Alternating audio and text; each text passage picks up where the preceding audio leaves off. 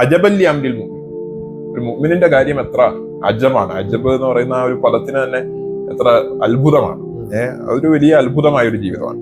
ഇന്ന അംറഹു കുല്ലഹു ഖൈർ, അവന്റെ എല്ലാ കാര്യങ്ങളും നന്മയാണ്. അവന്റെ എല്ലാ കാര്യങ്ങളും നന്മയാണ്. അപ്പൊ നമ്മൾ വിചാരിക്കും അവന്റെ എല്ലാ കാര്യങ്ങളും ഹാപ്പി ആണെന്നാണ് അതിനർത്ഥം. അല്ല, എല്ലാ കാര്യങ്ങളും നമ്മൾ വിചാരിക്കുന്ന പോലെ വളരെ സ്മൂത്ത് ആയിരിക്കും എന്നല്ല അതിന്റെ അർത്ഥം. ഇന്ന അംറഹു കുല്ലഹു ഖൈർ, അവന്റെ എല്ലാ കാര്യങ്ങളും നന്മയാണ്. അതിന്റെ തുടർച്ചയിൽ റസൂലുള്ളാഹി പറയുന്നത് ഇൻ അസ്വാബത്തുഹു സറാഉ ശക്ര, ഇൻ അസ്വാബത്തുഹു സറാഉ ശക്ര, അവൻ എന്തെങ്കിലും ഒരു നന്മ വന്നാൽ, അവൻ എന്തെങ്കിലും ഒരു അനുഗ്രഹം കിട്ടിയാൽ അവൻ നന്ദി ചെയ്യും. അവനൊരു ബ്ലെസ്സിങ്സ്, എന്തെങ്കിലും ഒരു അനുഗ്രഹം പടച്ചവന്റെ ഭാഗത്ത് നിന്ന് കിട്ടിയാൽ അവൻ നന്ദി ചെയ്യും. സക്കാന ഖൈറല്ല, അതവന് നന്മയാണ്.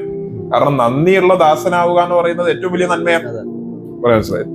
അതുപോലെ വൈൻ അസാബത്തുഹു ദറാഉ സബ്ര, അവൻ എന്തെങ്കിലും ഒരു ദോഷം വന്നാൽ, അവൻ എന്തെങ്കിലും ഒരു പ്രശ്നം വന്നാൽ, ഒരു ദുരന്തം വന്നാൽ അവൻ എന്ത് ചെയ്യും? ക്ഷമിക്കും.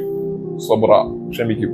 സക്കാന ഖൈറല്ല, ക്ഷമയുടെ ഏറ്റവും വലിയ സമ്മാനം എന്ന് പറയുന്നത് സ്വർഗ്ഗമാണ്. ക്ഷമയ്ക്ക് സ്വർഗ്ഗമല്ലാതെ എന്തില്ല, ഒരു സമ്മാനം പോലും ഇല്ല. അപ്പൊ അതും അവനെ സംബന്ധിച്ചിടത്തോളം ഖൈറാണ്. അപ്പൊ ഇസ്ലാമിക ജീവിതം, പരിസരം എന്ന് പറയുന്നത് ഈ അർത്ഥത്തിൽ വിപുലീകരിക്കപ്പെട്ടുകൊണ്ടിരിക്കുന്ന, ഒരുപക്ഷെ ഒരു സാധാരണ ഒരു ഭൗതിക മാത്ര പ്രസക്തമായ ജീവിതം നയിക്കുന്ന ഒരാൾക്ക് മനസ്സിലാകാത്ത ഒരു ജീവിതമാണ്. വെറും ഇന്ദ്രിയങ്ങൾ കൊണ്ട് മാത്രം, പഞ്ചേന്ദ്രിയങ്ങൾ കൊണ്ട് മാത്രം ചിന്തിക്കുന്ന ഒരുത്തിന് മനസ്സിലാവൂല ഈ ജീവിതം എന്ത് ജീവിതം. മനസ്സിലായില്ലേ? അത് പക്ഷെ മനസ്സുകൊണ്ട് ചിന്തിക്കുന്നവന്, ആത്മാവ് കൊണ്ട് ചിന്തിക്കുന്നവന് മാത്രം മനസ്സിലാകുന്ന ഒരു ജീവിതമാണ്.